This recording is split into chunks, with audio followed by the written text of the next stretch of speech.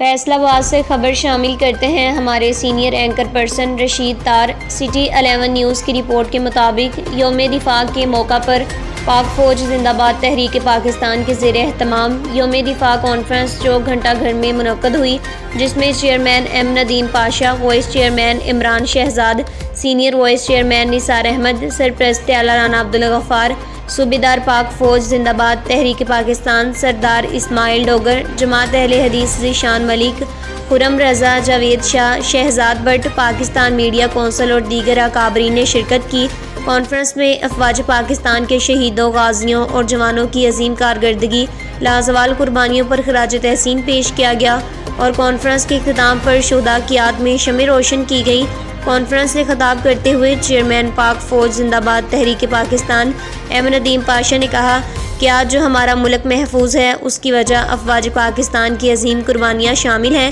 یہ حفاظتی لکیر افواج پاکستان نے اپنے خون سے کھینچی ہے، اور انہوں نے مزید کہا کہ 76 سالوں پہلے کبھی پاکستان کی عزت اتنی نہیں ہوئی جتنی آج فیلڈ مارشل سید عاصم منیر کی خارجہ پالیسیوں اور اعلیٰ قیادت کی وجہ سے ہوئی ہے۔ 10 مئی میں میدان میں دشمن انڈیا کو عبرتناک شکست دینے کے بعد خارجہ پالیسیوں کی بدولت انڈیا کو دنیا میں اکیلا کر دیا ہے، اور آج پوری دنیا پاکستان کے پیچھے ہاتھ باندھے کھڑی ہے۔ اس کی وجہ فیلڈ مارشل کی محنت ہے۔ کانفرنس کے اختتام پر تمام حاضرین نے کھڑے ہو کر افواج پاکستان اور فیلڈ مارشل کو سلیوٹ پیش کیا۔